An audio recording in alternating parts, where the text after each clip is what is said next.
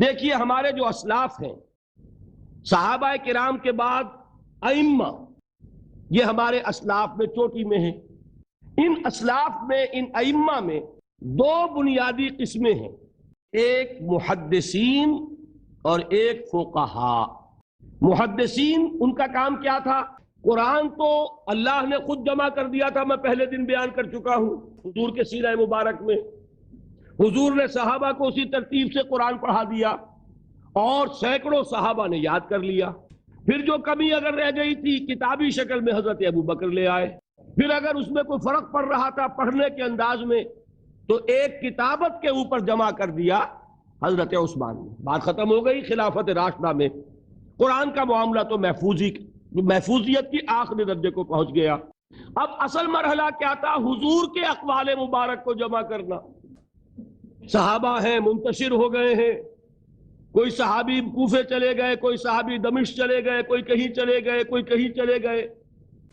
اب ان سب کے پاس، کسی کے پاس اتنی احادیث، کسی کے پاس اتنی احادیث، ان کو جمع کرنے کا کام، پھر چھان پھٹک کرنے کا کام، پھر مرتب کرنے کا کام، یہ کس نے کیا؟ محدثین کرام نے۔ بہت بڑے محسن ہیں اس امت کے محدثین کرام، پوری زندگیاں کھپائیں۔ ایسا بھی ہوا ہے ایک محدث مدینے سے چلتے ہیں، انہیں معلوم ہوتا ہے کہ ایک صحابی دمشق میں ہے، ایک حدیث وہ بیان کرتے ہیں، ذرا باریک بات ہے سمجھ لیجئے گا۔ ان کو وہ حدیث معلوم تھی، لیکن وہ حدیث 3 راویوں کے راستے سے آ رہی تھی۔ ان کے پاس جو حدیث تھی وہ 2 راویوں کے حوالے سے تھی۔ اب وہ جاتے ہیں اور وہ دمشق کا سفر کرتے ہیں صرف اس حدیث کو سننے کے لیے، سواری سے اترتے بھی نہیں۔ میں نے سنا ہے آپ حضور کی یہ حدیث بیان کرتے ہیں۔ جی ہاں، ذرا مجھے سنا دیجئے۔ سنا دیا، ویسے ہی اپنے اونٹ کی جو ہے گردن موڑ لی کے واپس، بھائی اترو، ٹھہرو، قیام کرو۔ نہیں، میں صرف ایک حدیث رسول تم سے سننے کے لیے آیا تھا، میں اپنے اس سفر میں کوئی اور مقصد جمع نہیں کرنا چاہتا۔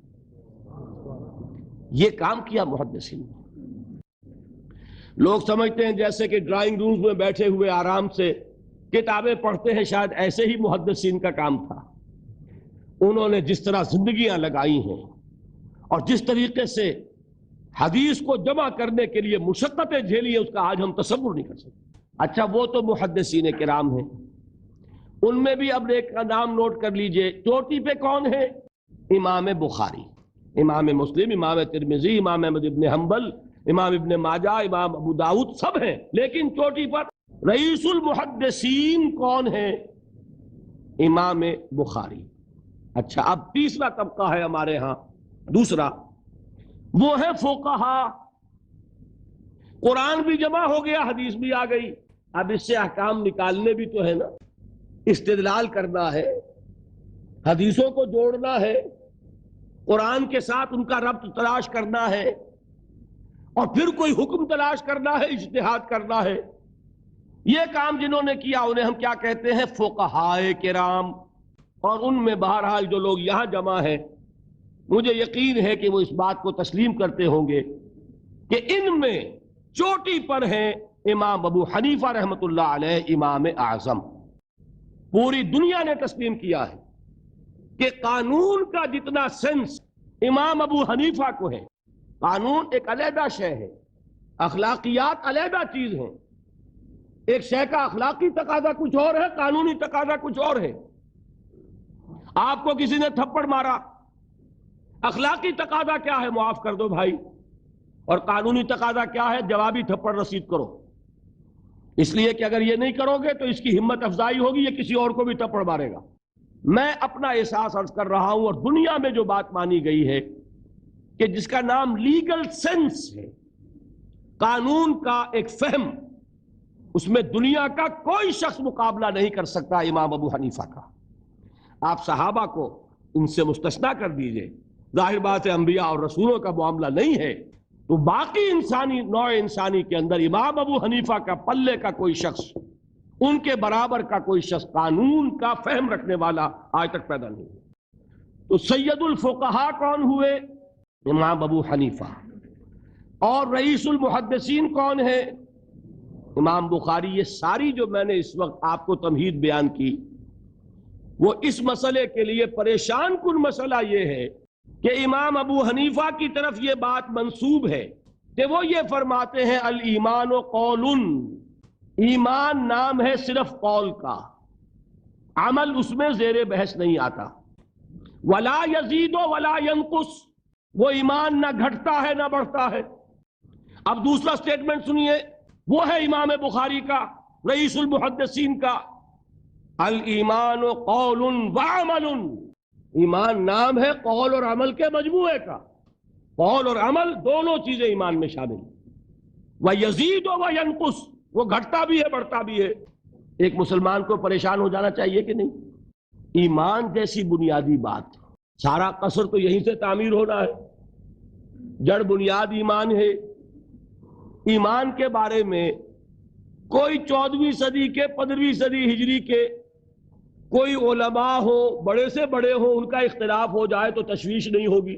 یہ کن کے درمیان اختلاف ہو رہا ہے؟ رئیس المحدثین امام بخاری اور سید الفقہاء امام ابو حنیفہ، اور کتنا بنیادی اختلاف، بظاہر متضاد باتیں، بظاہر کہہ رہا ہوں میں، تو یہ تو معلوم ہوتا ہے کہ بہت زبردست اختلاف ہے جو حل نہیں ہو سکے گا۔